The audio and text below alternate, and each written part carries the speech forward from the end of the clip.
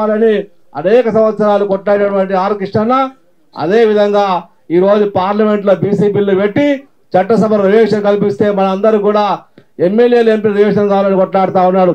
అట్లాంటి అవకాశం కొట్లాడడం కోసం ఇన్ని రోజులు ఇందాబాగ్ ధర్నా చౌక్ దగ్గర వేశాడు, అందరూ జంతర్ మంతర్ ఢిల్లీలో ధర్నా చేశాడు. కానీ ఈ రోజు ఆర్ కృష్ణన్న గారు రాజ్యసభలో పార్లమెంటులో ఆ పార్లమెంటులో ధర్నా చౌక్ లాగా చేసి మాట్లాడి ఆ పార్లమెంట్ మాట్లాడిన ఆర్ కృష్ణన్న గారికి ఉదయపూర్ నమస్కారాలు చేస్తా ఉన్నాను.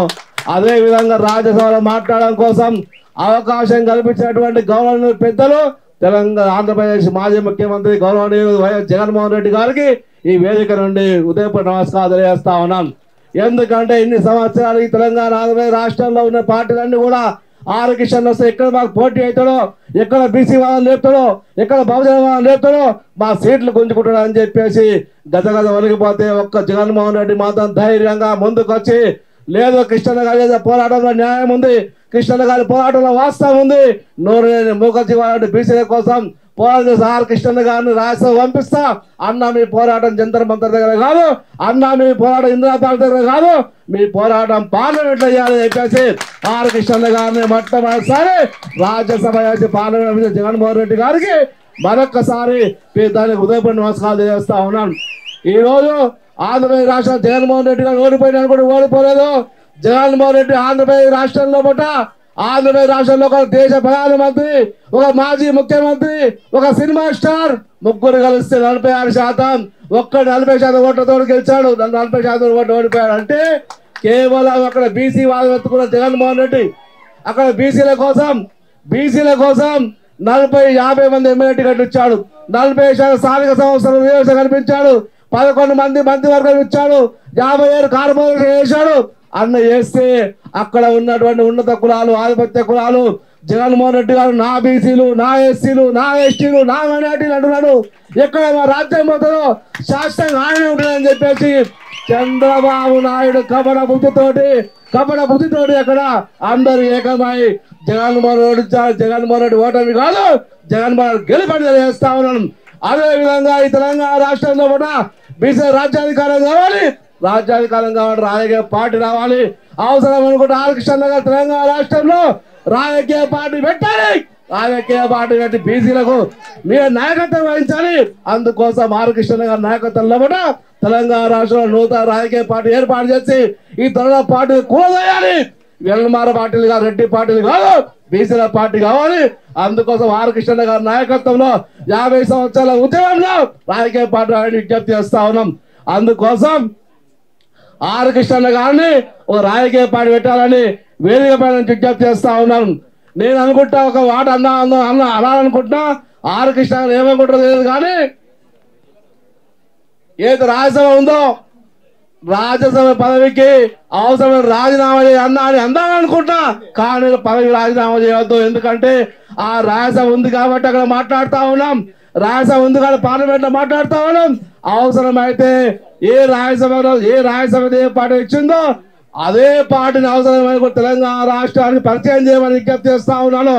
ఏ పార్టీ రాజ్యసభ ఇచ్చిందో ఆ పార్టీ తెలంగాణ రాష్ట్రానికి పరిచయం చేయమని విజ్ఞప్తి చేస్తా ఉన్నాను. ఆ పార్టీ పరిచయం చేస్తే మనకు పేపర్ ఉంది, ఒక పత్రిక, ఒక ఛానల్ ఉంది. ఆ అన్ని ఉపయోగించుకొని ఈ తెలంగాణ రాష్ట్రంలో ఏ అయితే పార్టీ ఉందో అదే పార్టీ తోటి రాజ్యసభ సభ్యులుగా ఈ తెలంగాణ రాష్ట్రంలో ఆ పార్టీని తీసుకొని ముందుకెళ్తే మీ వెనకాల మేము అందరం ఉన్నాం. బీసీ కుల న్యాయం జరుగుతుంది అది మేము భావిస్తా ఉన్నాం. ఈ బీసీలు, ఎస్సీలు, ఎస్టీలు, మైనార్టీలు ఆర్ కృష్ణ గారి నాయకత్వం బలపరుస్తా ఉన్నారన్న. ఈ తెలంగాణ రాష్ట్రంలో బహుజన వాదం పోయింది. ఇంతమంది చాలా మంది పార్టీలు పెట్టారు. పెద్ద దేవేంద్ర గౌడ్ పార్టీ పెట్టాడు, ఫెయిల్ అయిపోయాడు. 4 మంది పార్టీ ఫెయిల్ అయిపోయాడు. అదే విధంగా ఆ బలమైన బీసీ వాదం ఉంది కాబట్టి తెలంగాణ రాష్ట్రంలో ఆర్ కృష్ణ గారి నాయకత్వంలో ఒక రాజకీయ పటాన్ని అందరు ప్రజలు కోరుకుంటా ఉన్నారు. అదే విధంగా ఇవన్నీ చేస్తున్న తరుణంలో నాగమని చూసాం. పార్లమెంటులో ఆర్ కృష్ణ గారు మాట్లాడుతున్నప్పుడు 76 సంవత్సరాల స్వతంత్ర భారతదేశంలో మొట్టమొదటిసారి ఈ దేశంలో 76 కోట్ల బీసీల పక్షాన ఒక గొంతు విప్పాడు.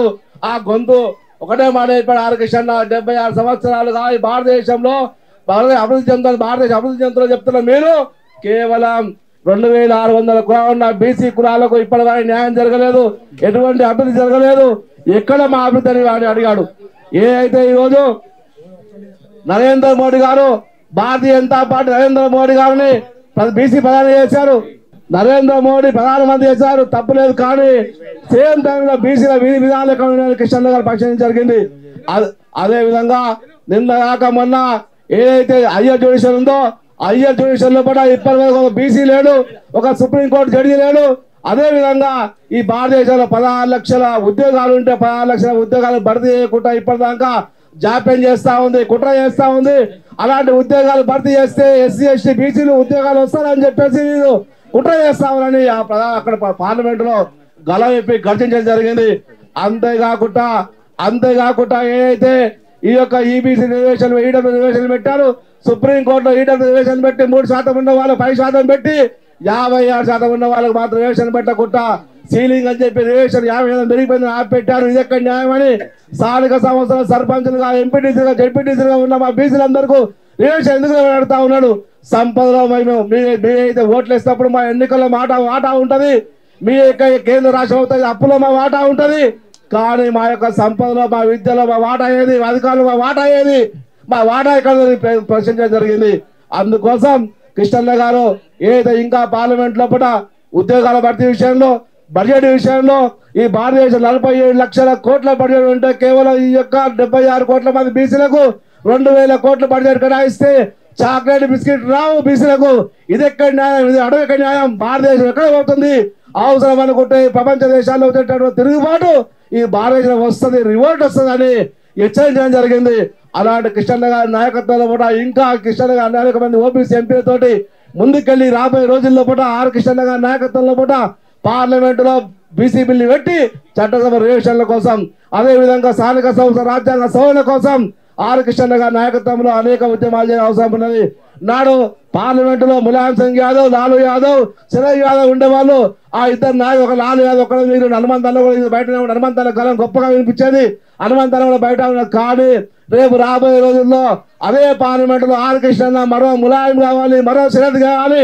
ఆ విధంగా ముందుకెళ్లాలని కృష్ణన్న గారి నాయకత్వంలో భారతదేశంలో ఈ బీసీ ప్రజల కోసం, బీసీ వర్గాల కోసం చట్టసభలో పార్లమెంట్ లో బీసీ బిల్లు విడుదల కోసం, రాజ్యాంగ సవరణ చేయడం కోసం కృష్ణన్న గారి నాయకత్వంలో కూడా ముందుకు అవసరం ఉంది. ఇవన్నీ జరగాలంటే తెలంగాణ రాష్ట్రంలో కూడా ఈ బీసీల కోసం ప్రత్యేక రాజకీయ పార్టీ ఏర్పాటు చేసి తెలంగాణ రాష్ట్రంతో పాటు ఈ భారతదేశంలో బీసీ ఉద్యమాన్ని కొనసాగించాలి. చరిత్రలో కృష్ణన్న పేరు సువర్ణాక్షరం లిఖించబడాలని మనసారి కోరుకుంటూ మీ అందరి ముందు కూడా జై బీసీ, జై కృష్ణన్న.